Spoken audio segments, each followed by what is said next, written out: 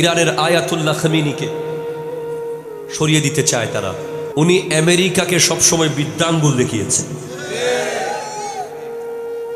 উনি কোনদিন পাত্তা দেয় নাই। আমরা প্রয়োজনে ভাত এক বেলা কম খাবো, তারপরও যুদ্ধ বিমান লাগবে, ঠিক কিনা জোরে কথা বলেন।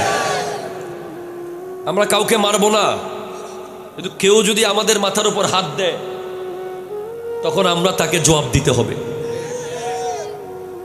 এখন আপনাকে আল্লাহ কি বলছে? আপনি যদি কোরআনুল কারীম পড়েন, সূরা মাইদার 51 নম্বর আয়াত পড়েন, আল্লাহ আমাদেরকে 1450 বছর আগে আমার নবীর মাধ্যমে সতর্ক করে দিয়েছে। শুধু আমরা লেখাপড়া করি নাই, আমরা কোরআন শরীফ পড়ি নাই, আমরা টেন্স পড়েছি, আমরা প্রিপোজিশন পড়েছি, আমরা সেন্টেন্স পড়েছি, আমরা a+b² পড়েছি, আমরা ডিকশনারির উপর ডিকশনারি মুখস্থ করেছি। আমরা কোরআনটা পড়ে দেখি নাই, যদি দেখতাম ওখানে স্পষ্ট লেখা আছে, ইয়া আইয়ুহাল্লাযীনা আমানু লা তাত্তাখিযুল ইয়াহুদা ওয়ান নাসারা আউলিয়া, হে ঈমানদার, ইহুদি নাসারাকে বন্ধু বানাবে না। হাত তুলে বলেন ঠিক কিনা? আল্লাহ কেন বানাবো না? তোমরা তাদেরকে চিনতে পারবা না, তারা ধোঁকাবাজ। তারা তোমার তেলের জন্য ভালোবাসে তোমাকে, তোমার স্বর্ণের খনির জন্য ভালোবাসে, তারা তোমাকে খেজুরের জন্য ভালোবাসে, তারা তোমার দেশকে তাদের মার্কেট প্লেস বানাতে চায়। আজকে সৌদি আরব, যারা সারা পৃথিবীর হেডকোয়ার্টার, যেখান থেকে আমার নবী গোটা বিশ্ব চালিয়েছেন, যেখানে হযরত ওমর ফারুক আযম রাদিয়াল্লাহু তাআলা মিম্বরে দাঁড়িয়ে 22 লক্ষ বর্গ মাইল শাসন করেছেন, যে মিম্বর থেকে গর্জন দিয়েছেন হযরতে মাওলা আলী কাররামাল্লাহু তাআলা ওয়াজহুল কারীম, সেই সৌদি আরব আজকে দাসত্বকে গ্রহণ করে নিয়েছে। দুবাই, ওমান, কাতার, কুয়েত, সবগুলো দেশ দাসত্বের শৃঙ্খলে নিয়মিত আবদ্ধ হচ্ছে। এই কথাগুলো যদি না বলে মরে যায়, আলেম হিসেবে কিয়ামতের মাঠে আল্লাহ ধরবে। কারণ আলেম তিনি যিনি কারো গোলামি করতে পারে না, সেটা হোক কোনো প্রেসিডেন্ট, হোক মসজিদ কমিটির সভাপতি। কথা জোরে বলেন ঠিক কিনা, জোরে বলেন। আমি নিজেই এটা আমল করে কথা বলি। আমি ঢাকায় জুমার নামাজ পড়াই, আমি খতিব, আমি সভাপতি, আমি সেক্রেটারি, সব আমি। তাহলে আমার জুমা হবে না। আমি যদি খতিব সাহেব হয়ে সভাপতির কথায় জুমার লেকচার তৈরি করি, এই জুমা ইসলামী জুমা হবে না। আমি আপনাকে সতর্ক করছি। আজকে আপনি দেখেন সাইনবোর্ড আছে, দোকানে মাল নাই। আমরা বেশিরভাগ মানুষ এখন মুসলমানের লেবাস, মুসলমানের নামটা শুধু আছে, কিন্তু আমাদের ঘরের পাকঘর থেকে শুরু করে ড্রয়িং রুম পর্যন্ত, আমাদের ব্যবসা প্রতিষ্ঠান থেকে শুরু করে স্কুল, কলেজ, ইউনিভার্সিটি, রাস্তাঘাট, সব জায়গায় ইহুদি নাসারার কালচার ঢুকে গেছে।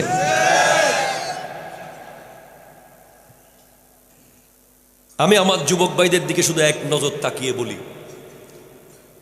আজকে থেকে 10 বছর আগে কি এতগুলো মানুষ টুপি ছাড়া মাহফিলে এসেছিল?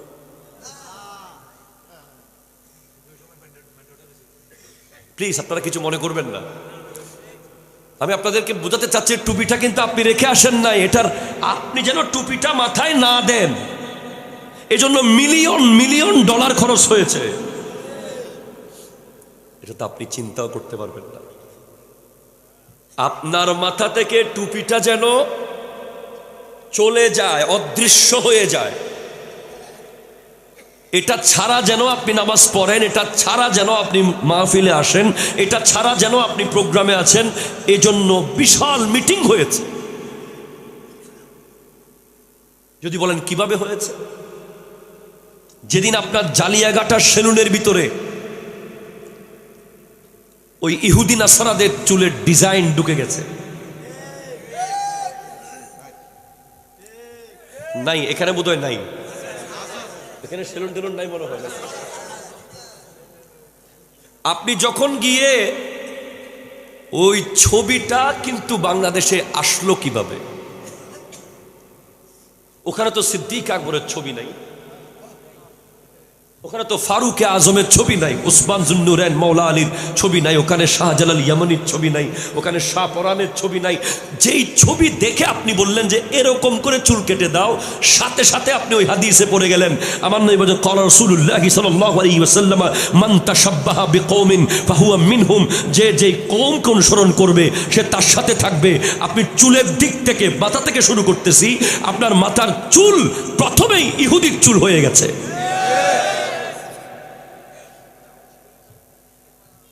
যেই মাত্র এভাবে চুলটা আপনি কাটলেন, এখন আপনার একটা ইউজ টু কাজ হয়ে গেছে। আপনি ফার্নিচারের দোকান দেখলেই এরকম করেন, কারো গাড়ির গ্লাস দেখলেই, মোটরসাইকেল লুকিং গ্লাস দেখলে, মোবাইল ফোনে কিছুক্ষণ পর পর এরকম করতে করতে কয়বার টুপি নামাবেন, কয়বার টুপি দিবেন।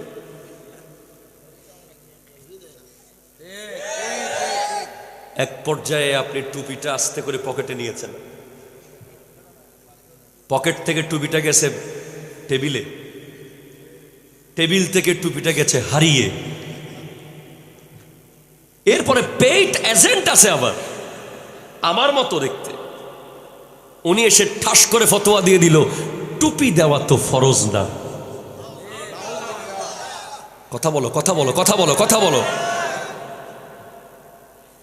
এভাবে তোমার টুপি নিয়ে গেছে, তারা তোমাকে নাই, তারা তোমাকে অস্ত্র মারে নাই, ক্ষেপণাস্ত্র মারলে তুমি মরে গেলে ভালো হতো, টুপি চলে যাওয়াচ্ছে। মরে গেলে তো মরেই যেতাম, মরে তো যাবই, কিন্তু টুপিটা যখন মাথা থেকে খুলে নিয়ে গেল, তখন সে তোমাকে কয়েক হাজার ক্ষেপণাস্ত্র মারার চেয়েও বেশি মেরেছে, তোমাকে কবরেও মেরে ফেলেছে, হাসরের মাঠে আবার মারবে, তোমাকে জাহান্নামের গেইটে নিয়ে ছাড়বে। ঠিক কিনা কথা বলো? এবার আসো তোমার দাড়িতে। দাড়ি তো রাখেই না, আবার রাখলে এখানে কত ডিজাইন, এদিক থেকে এদিকে, এদিক থেকে ওইদিকে, কেমন কেমন জানি করে। দাড়ির বিষয়ে শুধু আমি একটা কথাই বলতে চাই, একটা দাড়ি রাসূল পাকের এক সাহাবা হযরতে তালহা রাদিয়াল্লাহু তাআলার কাছে দুইটা দাড়ি ছিলেন। আমার নবী ওনার দিকে তাকিয়ে মুস্কি হাসতেন। এখন শুধু দুইটা দাড়ি বিদায় উনি লজ্জায় মনে করতেছে দুইটা দাড়ি বোধহয় সুন্দর লাগতেছে, আমি কেটে ফেলি। উনি যখন কেটে ফেললেন, আমার নবী ওনার দিকে আর তাকাচ্ছেন, উনি যেদিকে তাকায় নবী আরেক দিকে তাকায়। এক পর্যায়ে ইয়া রাসূলুল্লাহ, আপনি আমার দিকে তাকাচ্ছেন না কেন? কারণ তোমার মুখে দুইটা দাড়ি ছিল, ওখানে 70 জন ফেরেশতা খেলা করত, তুমি সেটা কেটে ফেলেছ। আপনার দাড়ি এমনি যায় নাই। ওরা কি করেছে জানেন? ওরা দাড়িওয়ালা মানুষ সাজিয়ে, জুব্বা পরিয়ে, বিভিন্ন দেশে গিয়ে, বিভিন্ন এলাকায় গিয়ে বোমাবাজি করে মুসলমানকে জঙ্গি বানানোর চেষ্টা করেছে, যার ফলশ্রুতিতে দাড়িওয়ালা দেখলেই মানুষ জঙ্গি মনে করা শুরু করেছে। অফিসে দাড়ি দেখলেই মানুষ আতঙ্কে আছে, আদালতে দাড়ি দেখলে আতঙ্কে আছে, পুলিশে দাড়ি দেখলে আতঙ্কে আছে। এক পর্যায়ে দাড়িটা যেন চলে যায়, এজন্য তারা দাড়িওয়ালা মানুষ, তাদের এজেন্ট, তাদের লোক, আইএস, দাড়িওয়ালা লোককে দিয়ে বোমা মারিয়ে মারিয়ে, হামলা করিয়ে করিয়ে, হোলি আর্টিজেন আরো বহু জায়গায় জঙ্গি করে করে দাড়িওয়ালা মানুষকে জঙ্গি বানানোর বিশাল প্ল্যান। এই প্ল্যানে তারা সফল, যার দরুন আমরা অনেকেই দাড়ি রাখার ইচ্ছা থাকলেও, ঠিক কিনা বলেন? এবার আপনি যান মোবাইল,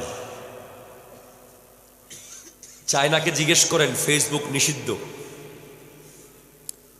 উত্তর কোরিয়াকে প্রশ্ন করেন ফেসবুক ইউজ করলে ব্রাশ ফায়ার, আর আমার বাংলাদেশে একটা ফেসবুক আইডি যে খুলতে পেরেছে সে মনে করছে যে আমি তো রকেট বানাই ফেলছি।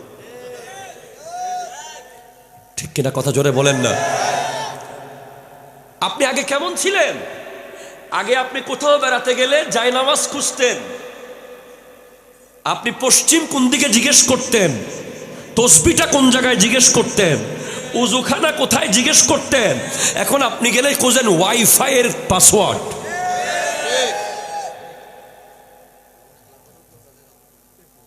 এখন আপনি খুঁজেন যে আইফোনের চার্জার।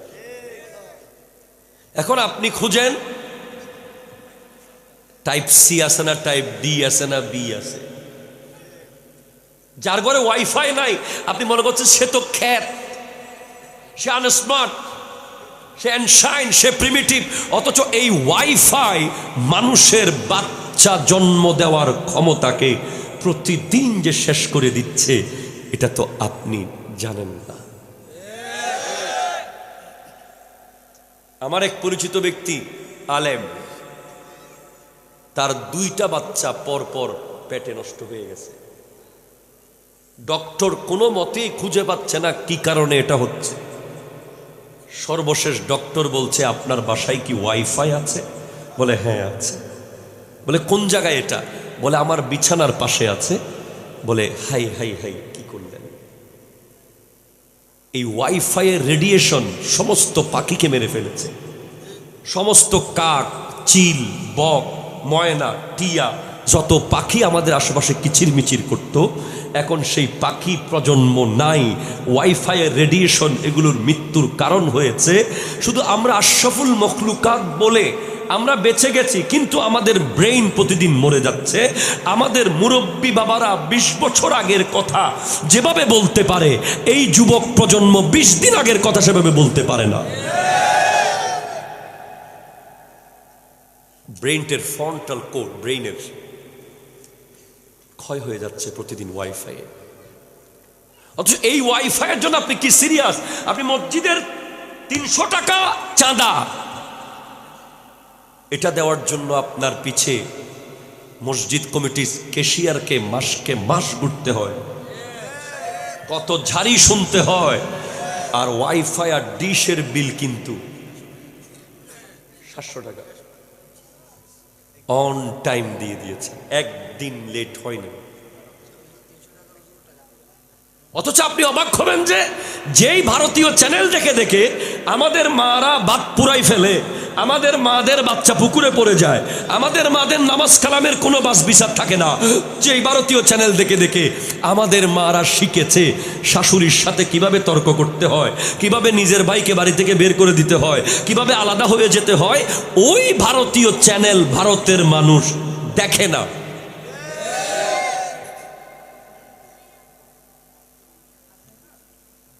ওনার তো কষ্ট না হলো। এবার আসেন বিয়ে। কত আজিম শান একটা নিয়ামত বিয়ে, যেই বিয়ের ফলাফল হলো খুদ মুহাম্মদুর রাসূলুল্লাহ সাল্লাল্লাহু আলাইহি ওয়াসাল্লামের আগমন হতো না যদি হযরতে আব্দুল্লাহ আর হযরতে আমেনার বিয়ে না হতো। শেখ সুলতান সৈয়দ আব্দুল কাদের জিলানী রহমতুল্লাহের আগমন হতো না যদি আবু সালে মুসা জঙ্গি দোস্তের সাথে উম্মুল খায়ের আমাতুল জব্বার ফাতেমার বিয়ে না হতো। ইমাম হোসেন পাকের আগমন হতো না যদি মৌলা আলীর সাথে সৈয়দা ফাতেমাতুজ জাহরার শাদী না হতো। এই আজিম শান বিয়েকে আগাগোড়া বিয়ে, আগাগোড়া খ্রিস্টানের বিয়ে। শুধু হুজুরে যে ইজাব কবুল করেছে এই 5 মিনিট ছাড়া, এরপর থেকে আপনি বলেন কোন আলেম বিয়েতে যাওয়ার কোন সুযোগ আছে? হুজুর জন্না বিয়ে বাড়ি। আমি তো আমার আত্মীয় স্বজনকে স্পষ্ট বলে দিয়েছি আমাকে কোনো বিয়েতে দাওয়াত দেবেন না, এই বিয়েতে যাওয়ার কোনো অবস্থা নাই। এখন যদি আপনি এগুলো না করেন কেউ কেউ বলবে যে আজকে লিন চলে, কিন্তু এগুলো চলতে গিয়ে এগুলোর ভেতর দিয়ে যে আপনার বিয়ে বাড়িতে আমেরিকান কালচার, ইসরায়েলি কালচার ঢুকে গেছে, এটা তো আপনি বুঝতে পারেন নাই। ঠিক কিনা কথা বলেন? মেহেদি অনুষ্ঠানের ডিজে, নারী পুরুষের অবাধ মেলামেশা। এরপরে বিয়ের দিন একটা বিশ্রী বিষয় দেখতে পাই, জামাই যখন আসে বউয়ের বান্ধবীরা রশি একটা ধরে,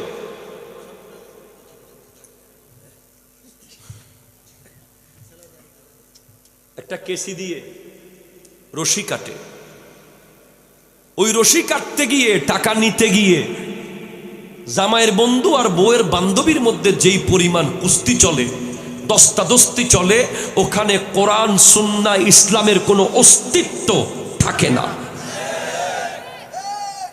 ঠিক কিনা বলেন? আপনি আমাকে বলেন,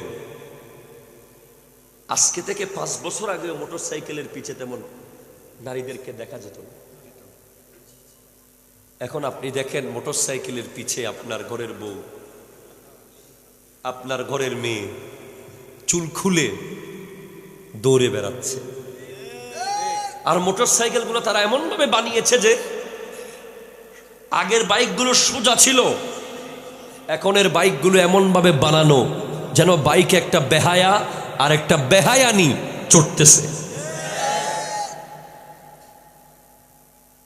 আমি আপনাকে কি করে বুঝাবো? আপনাকে তারা মসজিদ থেকে বের করে নাই, তারা আপনাকে শুক্রবারে 2 রাকাত পড়ার পরে চলে যা বলে নাই, আপনি নিজে চলে আসতেছেন এবং আপনি আল্লাহকে বলতেছেন যে আল্লাহ, আই এম বিজি, আমি ব্যস্ত, আমার টাইম নাই। আপনি পুলিশের এসপির সামনে বলতে পারবেন না আই এম বিজি, আপনি সেনাবাহিনীর মেজরের সামনে বলতে পারবেন না আই এম বিজি, কিন্তু আপনি আল্লাহকে প্রতি শুক্রবারে বলেন আমি ব্যস্ত। 2 রাকাত পরে আপনি যখন বের হয়ে যান, তখন আপনি বুঝান যে আপনি এত ব্যস্ত যে আল্লাহকে দেওয়ার মতো আর 5 মিনিট টাইম আপনার নাই।